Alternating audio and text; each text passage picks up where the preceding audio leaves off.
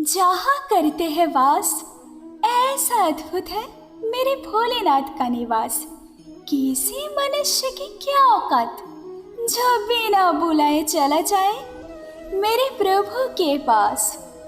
Hello friends, मैं हूँ राजश्री और आप देख रहे हैं हमारा यूट्यूब चैनल द यूनिवर्स। पौराणिक कथाओं में कैलाश पर्वत को भगवान शिव जी का निवास स्थान माना गया है, जहाँ भोलेनाथ अपने समस्त परिवार के साथ वास करते हैं। और कई ऐसे घटनाओं के बारे में भी बताया गया है जब कई बार दैत्य और असुरों ने भगवान भोलेनाथ से युद्ध किया और कैलाश पर्वत को हथियाना चाहा, लेकिन उनकी ये चाहत कभी पूरी न हो सकी। आज भी ये बात उतनी ही सच लगती है जितनी पौराणिक काल में थी। इसीलिए लगता है वैज्ञानिक आज तक कैलाश पर्वत के रहस्य को सुलझा नहीं पाए और न ही ये जान पाए कि आखिर कैलाश पर्वत पर चढ़ना असंभव क्यों है। कैलाश पर्वत तिब्बत में स्थित 6638 मीटर ऊंचा है, जो माउंट एवरेस्ट से लगभग 2200 मीटर छोटा है। माउंट एवरेस्ट 8848 मीटर ऊंचा है और 7000 बार से भी ज़्यादा पर्वतारोही माउंट एवरेस्ट की चोटी पर जा चुके हैं और इस पर्वत पर फतेह हासिल कर चुके हैं। लेकिन कैलाश पर्वत की चोटी पर आज तक कोई नहीं जा पाया और ना ही कोई पर्वतारोही कैलाश पर्वत को फतेह कर पाया। आज भी ये अजय है। आखिर ऐसा क्यों है? इस बात से वैज्ञानिक भी हैरान और परेशान है। ऐसा नहीं है कि किसी ने कैलाश पर्वत पर चढ़ने का प्रयास ना किया हो। बहुत पर्वतारोही आए और गए, लेकिन जो भी कैलाश पर्वत पर चढ़ने गया वो असफल होकर वापस लौट आया और कुछ लोगों ने तो अपनी जान तक गंवा दी। 1996 में चीन सरकार ने कैलाश पर्वत पर अपना हेलीकॉप्टर भेजना चाहा, लेकिन जैसे जैसे हेलीकॉप्टर ऊपर जाने लगा उतनी ही तेजी से बर्फ ऊपर से नीचे गिरने लगी। हेलीकॉप्टर विपरीत दिशा की ओर जाने लगा और पायलट ने अपना संतुलन खो दिया। पायलट को एहसास हो गया कि इससे आगे जाना मौत को दावत देना है। आखिरकार हेलीकॉप्टर वापस लौट आया। एक बार रूस भी प्रयास कर चुका है कैलाश पर्वत पर चढ़ने का। रूसी पर्वत आरोही की टीम पूरे जोश और पूरी तैयारी के साथ चढ़ने के लिए आगे बढ़ी, लेकिन थोड़ा ऊपर जाने के बाद वापस लौट आई। रूसी टीम के सदस्य सार्गी सिस्तिकव ने अपना अनुभव बताते हुए कहते हैं, हमारी टीम जैसे आगे बढ़ी हमारे सिर में भयंकर दर्द होने लगा। हमारे पैर आगे बढ़ ही नहीं रहे थे, जीभ जम सी गई। चढ़ते हुए मुझे एहसास हुआ कि मैं इस पर्वत पर चढ़ने लायक नहीं हूँ। मैं फौरन मुड़कर उतरने लगा, तब जाके मुझे आराम मिला। कहा तो ये भी जाता है, ऊपर चढ़ने के बाद शरीर के बाल और नाखून सामान्य के मुकाबले तेजी से बढ़ने लगते हैं और इंसान दिशाहीन हो जाता है।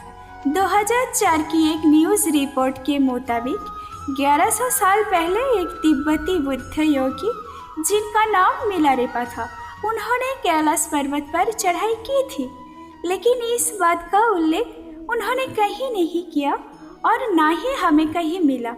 इसीलिए ये भी एक रहस्य है। 1999 में रसिया के वैज्ञानिकों की टीम 1 महीना कैलाश पर्वत के नीचे शोध करती रही। वैज्ञानिकों ने जो कहा वो चौंकाने वाला था। कैलाश पर्वत प्राकृतिक नहीं है, बल्कि किसी अलौकिक शक्ति या व्यक्ति द्वारा निर्माण किया गया एक तिकोन आकार का पिरामिड है जो बर्फ से ढका रहता है और कोई भी इलेक्ट्रॉनिक इंस्ट्रूमेंट यहाँ काम नहीं करता और अजीब सी आवाज़ें आती है। रामायण में भी इसके पिरामिड नुमा होने की उल्लेख मिलता है। वैसे कैलाश पर्वत को शिव पिरामिड भी कहा जाता है। वैज्ञानिक कैलाश पर्वत को धरती का केंद्र बताते हैं। वैज्ञानिक भाषा में इसे एक्सिस मुंडी कहते हैं, जिसका वर्णन दुनिया की नाभि या दुनिया के केंद्र बिंदु के रूप में किया जाता है। मतलब धरती और आकाश का मुख्य केंद्र कहता है। यही वो बिंदु है जहां आकाश धरती से आकर मिलता है और 10 दिशाओं का मिलन होता है। एक्सिस मुंडी वो स्थान माना जाता है जहां अलौकिक शक्तियों का प्रभाव होता है और यहाँ आकर आप उन शक्तियों से संपर्क कर सकते हैं। रसिया के वैज्ञानिकों ने जब आसपास के मंदिरों के धर्मगुरुओं से बात की तो उन्होंने बताया कि कैलाश पर्वत के चारों ओर एक अलौकिक शक्ति का आभास होता है। तपस्वी आज भी आध्यात्मिक गुरुओं के साथ टेलीपैथिक संपर्क करते हैं। ये रहस्यमय पर्वत अपने आप में कई कथाओं को समेटे हैं। शिव पुराण, स्कंद पुराण, मत्स्य पुराण इत्यादि पुराणों में कैलाश खंड नाम से अलग अध्याय भी मिल जाते हैं, जिसमें कैलाश पर्वत की महिमा के बारे में बताया गया है। पौराणिक मान्यताएं कहती है कि कैलाश पर्वत के पास प्राचीन धन कुबेर की नगरी है। हालांकि इसके निश्चित स्थान के बारे में अभी किसी के पास कोई जानकारी नहीं है, लेकिन हाँ, पौराणिक मान्यताओं के अनुसार यहीं से भगवान महाविष्णु के कर कमलों से निकलकर गंगा कैलाश पर्वत की चोटी पर गिरती है, जहाँ प्रभु शिव उन्हें अपनी जटाओं में भर धरती पर निर्मल धारा के रूप में प्रवाहित करते हैं। कैलाश पर्वत के चारों दिशाओं में 4 विभिन्न प्राणियों के मुख है। पूर्व में अश्वमुख, पश्चिम में हाथी मुख, उत्तर में सिंह मुख और दक्षिण में मोर का मुख। इन्हीं मुखों से 4 नदियों का उद्गम होता है, ब्रह्मपुत्र, सिंधु, सतलज और कर्णाली। इन्हीं नदियों से गंगा, सरस्वती सहित जिनकी अन्य नदियां निकलती है। कहा जाता है कैलाश पर्वत के ऊपर स्वर्ग और नीचे मृत्यु लोक है। जो व्यक्ति संसार की मोह माया से मुक्त हो जाता है, उसकी शुद्ध आत्मा कैलाश पर्वत पर वास करती है और इस स्थान को अप्राकृतिक शक्तियों का केंद्र भी माना जाता है। कैलाश पर्वत के पास 2 सरोवर है। पहले मान सरोवर, जो दुनिया की शुद्ध पानी की उच्चतम झीलों में से एक है, जिसका आकार सूर्य के समान है और पौराणिक मान्यताओं के अनुसार माता पार्वती यहाँ स्नान करती थी। माना जाता है जो इंसान मान सरोवर की परिक्रमा करता है उसे मोक्ष प्राप्त होता है और मान सरोवर को क्षीर सागर भी कहते हैं। तथा राक्षस ताल झील, जो दुनिया की उच्चतम खारिया पानियों की झीलों में से एक है, जिसका आकार चंद्र के समान है।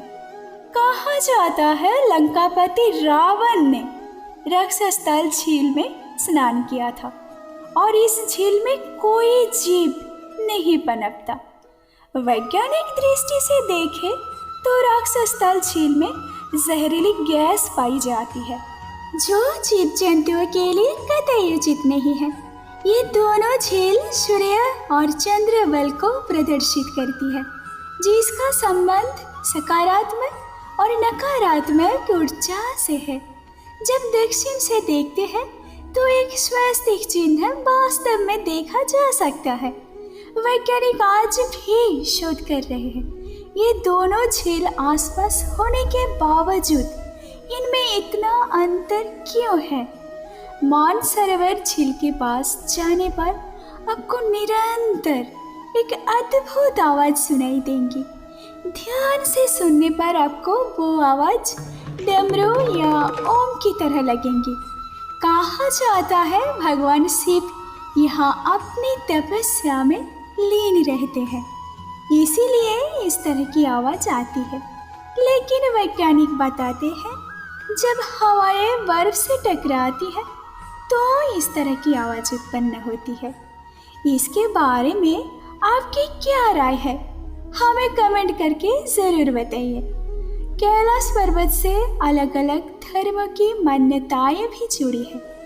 बुद्ध धर्म के लोग मानते हैं कि कैलाश पर्वत बुद्ध भगवान का निवास स्थान है। इस स्थान पे आके उन्हें निर्वाण की प्राप्ति होती है। जैन धर्म की मान्यता है कि आदिनाथ ऋषभ देव का ये निर्वाण स्थल है। कहते हैं ऋषभ देव ने 8 पग में कैलाश की यात्रा की थी।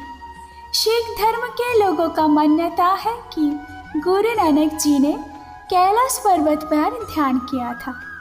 इस स्थान से जुड़ी विभिन्न भावनाएं हैं, लेकिन एक ही सत्य को प्रदर्शित करती है, जो है ईश्वर ही सत्य है, सत्य ही शिव है।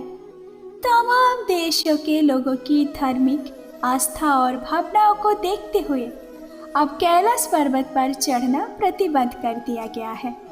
वीडियो कैसा लगा हमें कमेंट करके ज़रूर बताइए और इसी तरह की नॉलेजेबल जानकारी पाने के लिए हमारे चैनल को सब्सक्राइब करें। मिलते हैं नेक्स्ट वीडियो में, तब तक के लिए नमस्कार।